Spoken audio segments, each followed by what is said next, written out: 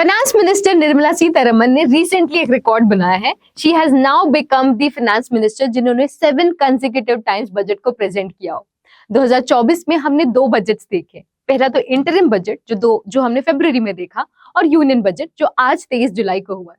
Interim budget उससे कहा जाता है जो थोड़े वक्त के लिए होता है। हमें नहीं पता है कि इलेक्शन के बाद कौन सी पार्टी आएगी, कौन सी पार्टी नहीं आएगी, बट क्योंकि देश को चलाना है उन 3-4 महीनों के लिए, इसलिए उन 3-4 महीनों के स्लॉट के लिए इंटरिम वक्त के लिए जो बजट आया, इंटरिम बजट।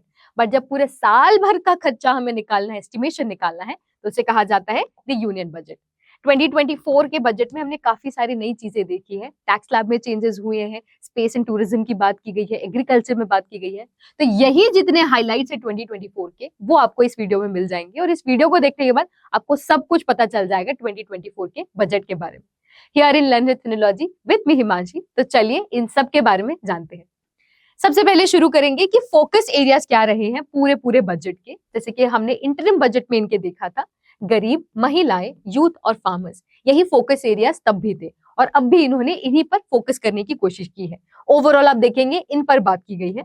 और अगर सेक्टर्स बोलूं तो एम्प्लॉयमेंट, स्किलिंग, एमएसएमईज और मिडिल क्लास मेजरली आप देखेंगे तो ये हमारे ड्राइविंग फैक्टर्स होते हैं। इन पर काम करने की भी जरूरत है। बहुत सारे लोग एमएसएमई में काम कर रहे हैं, majority of the population middle class में है, तो इसलिए इनका जो फोकस सेक्शन है, जो फोकस सेक्टर है, वो भी यही है। प्लस इस बजट में 9 प्रायोरिटीज की बात की गई है कि 2047 तक जब हमें 100 साल हो जाएंगे इंडिपेंडेंस के, तब हमारा भारत कैसा दिखना चाहिए, किन किन चीजों पे हमें तब तक काम करने की जरूरत है, वो यहाँ पर डिस्कस किया गया है विथ द विकसित भारत 9 प्रायोरिटीज। जैसे कि productivity and resilience in agriculture, employment and skilling, improved human resources, manufacturing, urban development, energy security, infrastructure भी बहुत जरूरी है, इनोवेशन, रिसर्च डेवलपमेंट और नेक्स्ट जनरेशन रिफॉर्म्स जिनकी जरूरत हो, उन सब पर हमें काम करना है आने वाले सालों में। तो ये तो थे फोकस एरियाज, फोकस सेक्टर्स और हमारी प्रायोरिटीज। बट बजट में क्या क्या हाइलाइट्स आए वो हम देखेंगे अब नेक्स्ट सेक्शन में। इसमें सबसे पहला नोटेबल सेक्टर है एग्रीकल्चर का, जिसमें 1.52 लाख करोड़ अलोकेट किए गए। इसमें इन्होंने बात की है कि क्लाइमेट चेंज से एग्रीकल्चर इंपैक्ट होता है, इसीलिए 109 new high yielding climate resilient variety crops, मतलब जो क्लाइमेट से अडॉप्ट कर सके ऐसे क्रॉप वैरायटीज को इंट्रोड्यूस किया जाएगा। और दूसरा नेचुरल फार्मिंग की बात की गई है, क्योंकि अब इसकी डिमांड ज्यादा है, इसलिए अब 1 करोड़ फार्मर्स नेचुरल फार्मिंग करेंगे, जिन्हें सर्टिफिकेशन और ब्रांडिंग में भी मदद मिलेगी आने वाले 2 सालों में। फिर हमने अभी कुछ महीनों में देखा है कि बहुत ज्यादा फार्मर प्रोटेस्ट हो रहे हैं, which was majorly around minimum support price. ये वो प्राइस होता है जो मैं गवर्नमेंट के पास जाकर बेच सकूं, कि कोई अगर ना खरीदे तो गवर्नमेंट मेरा जो है अनाज खरीद सके, और उस प्राइस को कहा जाता है मिनिमम सपोर्ट प्राइस। इस सपोर्ट प्राइस को बढ़ाने की बात की गई थी कि एवरेज कॉस्ट से ये ज्यादा हो, तो इसे 50% हायर किया गया। और ओवरऑल रूरल डेवलपमेंट पे भी 2.66 लाख करोड़ अलोकेट किए गए। तो यह है अपना एग्रीकल्चर सेक्टर।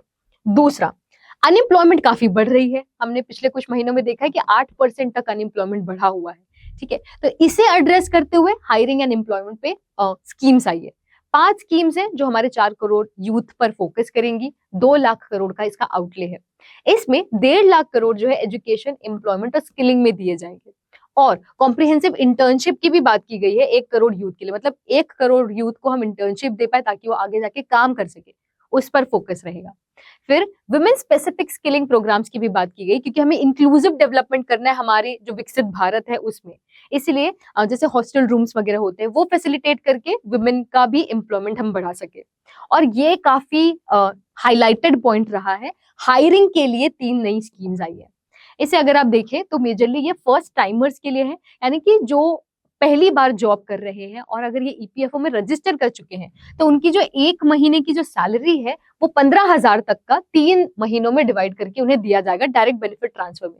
वैसे ही ऐसा कुछ बेनिफिट ये ईपीएफओ से रिलेटेड मैन्युफैक्चरिंग सेक्टर के लिए भी दे रहे हैं और एम्प्लॉयज को भी दे रहे हैं, मतलब रीइंबर्स करेगी गवर्नमेंट 3,000 तक का अमाउंट टू दी एम्प्लॉयज। तो एम्प्लॉयर्स को भी फैसिलिटेट कर रहे हैं, नए नए बच्चे जो आ रहे हैं उन्हें भी फैसिलिटेट कर रहे हैं। तो हायरिंग बढ़े ताकि लोग और एम्प्लॉयड रहे और अनएम्प्लॉयमेंट की जो प्रॉब्लम है वो एड्रेस हो सके। That's why this new scheme. फिर हायर एजुकेशन को सपोर्ट करने के लिए अगर आप आगे और पढ़ना चाहते हैं तो लोन्स फैसिलिटेट कर रहे हैं, 10 लाख तक का अमाउंट दिया जाएगा। और इसमें जो मॉडल स्किल लोन स्कीम थी, इसमें 25,000 बच्चों को अब इन्वॉल्व किया जाएगा या फिर उन्हें और स्किल किया जाएगा। तो ये 2 चीजें, एक तो उन्हें लोन भी दिया जाएगा और उन्हें स्किल भी किया जाएगा। This one sector. Then we come to the MSME and manufacturing sector. ये बहुत ही इंपॉर्टेंट चीज है क्योंकि एमएसएमई सेक्टर अकेले 633 लाख लोगों से ज्यादा लोगों को इन्वॉल्व करता है और मैन्युफैक्चरिंग हब तो इंडिया बनना ही चाहता है। तो उस सेक्टर में अगर हम देखें तो नई क्रेडिट गारंटी स्कीम आई है जिससे ये टर्म लोन्स ले सकते हैं, अपने टेक्नोलॉजी को सपोर्ट कर सकते हैं ताकि एमएसएमई सेक्टर जो है हमारा, micro small and medium enterprises, ये कहीं पीछे ना रह जाए। ठीक है, इनकी मुद्रा लोन की जो स्कीम है, मतलब जो लिमिट है, वो भी 10 से 20 लाख तक बढ़ा दी गई है।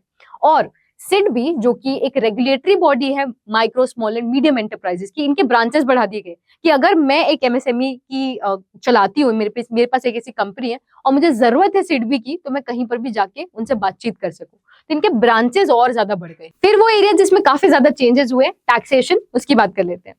इनकम टैक्स एक्ट ऑफ 1961, इसे रिव्यू किया जाएगा और इससे जो जितने डिस्प्यूट्स होते थे, लिटिगेशंस होते थे इसके अराउंड, वो अब रिड्यूस हो सकेंगे क्योंकि इसे अब थोड़ा और कॉम्प्रिहेंसिव बनाएंगे। लॉन्ग टर्म और शॉर्ट टर्म कैपिटल गेन्स का जो टैक्सेशन अमाउंट है, मतलब जो परसेंटेज है, वो इंक्रीज हो गया है। लॉन्ग टर्म के लिए 12.5% और शॉर्ट टर्म के लिए 20%। अगर आप एक साल से ज्यादा इन्वेस्ट करते हैं तो वो लॉन्ग टर्म में आ जाता है, एक साल के अंदर रहते हैं तो वो शॉर्ट टर्म कहलाता है। फिर इसी तरह जो आपका सिक्योरिटी ट्रांजैक्शन टैक्स है और जो फ्यूचर्स एंड ऑप्शंस है, इसमें भी बढ़ोतरी हुई है 0.02% एंड 0.01% की। अमाउंट उतना सभी के लिए इंपॉर्टेंट नहीं होता है, जो बहुत ज्यादा इंपॉर्टेंट है वो मैं फोकस करते हुए बताऊंगी। जैसे कि abolishment of the angel tax. अगर मैं कोई नया बिजनेस शुरू करना चाहती हूँ तो मैं एंजल इन्वेस्टर्स से पैसे लेती हूँ जिस पर मुझे आगे टैक्स देना पड़ता है, तो that could be a hindrance for my investment कि मैं और बिजनेस शायद ना करूँ। तो उससे और फैसिलिटेट करने के लिए एंजल टैक्स को ही अबॉलिश कर दिया गया। तो दैट्स अ मेजर इनिशिएटिव। फिर एक मेजर जो चेंज है वो है अपना जो टैक्स रेट है उसका स्ट्रक्चर बदल दिया गया। इसमें दो चीजें सेम है, 3 लाख तक आपको कोई टैक्स नहीं देना है और 15 लाख के ऊपर आपको 30% देना है। This is the same. बीच का जो स्लैब्स है वो थोड़े चेंज हुए। पहले जो 3 से 6 था वो अब 3 से 7 हो चुका है। जो 6 से 9 था स्लैब, वो आपका हो गया 7 से 10। इसके परसेंटेजेस जो आप देख रहे हैं, स्लैब रेट वो सेम है, बट ये जो अमाउंट है वो चेंज हो चुकी है। तो this is a major change. And the third major change in taxation is about the standard deduction. For example, मेरी सैलरी अगर 5 लाख है तो गवर्नमेंट आपसे पूरा 5 लाख पे इनकम जो है, टैक्स जो है नहीं मांगती है। ये बोलती है कि चलिए 50,000 तक का आपका स्टैंडर्ड डिडक्शन मान लेते हैं और सिर्फ 4,50,000 पे हम आपकी इनकम टैक्स फाइल करेंगे या फिर उसका कैलकुलेशन देखेंगे। तो अब क्या है, आपका ये अमाउंट थोड़ा और कम हो जाएगा क्योंकि स्टैंडर्ड डिडक्शन अब 50,000 से 75,000 हो चुका है। This is one major change. And the last change in taxation is two tax exemption regimes of charity, इसे क्लब कर दिया गया है। फिर जैसे कि हमने एग्रीकल्चर सेक्टर में देखा कि क्लाइमेट को अकाउंट में लिया जा रहा है, इसलिए कार्बन एमिशन की ट्रेडिंग का भी एक मार्केट मॉडल हो, इंडिया का एक मार्केट मॉडल हो, उसकी बात की गई है। बैंकिंग के सेक्टर को हम थोड़ा और टेक सैवी और थोड़ा बेहतर बनाना चाहते हैं और इसीलिए आईबीसी का जो प्लेटफॉर्म है, इंसॉल्वेंसी एंड बैंक्रप्सी कोड का, इसको थोड़ा और कंसिस्टेंट बनाना है, थोड़ा सा और ट्रांसपेरेंट बनाना है। तो ये दो सेक्टर्स की बात की गई। फिर बात की गई स्पेस इन इकोनॉमी की। अभी हमें पता है कि चंद्रयान, गगनयान, मंगलयान, ऐसे कितने सारे नए और इनिशिएटिव्स की बात की जा रही है स्पेस में। इसलिए आने वाले 10 सालों में हम 5 गुना और बढ़ाना चाहते हैं स्पेस को और इसके लिए इसका 1,000 करोड़ का वेंचर कैपिटल फंड का कॉर्पस बनाया गया है।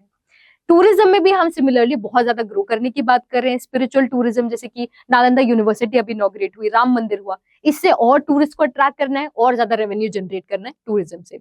फिर कस्टम्स रिड्यूस किए गए हैं और इससे आप कह सकते हैं कि मोबाइल, उससे रिलेटेड एक्सेसरीज और सोना, चांदी और प्लैटिनम, ये थोड़ा आप सस्ता हो सकता है।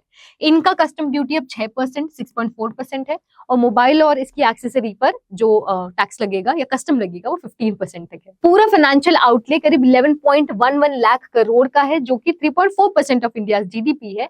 एंड आपको पता होना चाहिए कि फिस्कल डेफिसिट कितना है, वो है 4.9%। इसका अकेले एक एमसीक्यू बन के भी आ सकता है क्वेश्चन में। देखिए, हम पूरे साल भर में as a country all together कुछ कमाते हैं और कुछ खर्च करते हैं। तो खर्च यूजुअली हम ज्यादा करते हैं।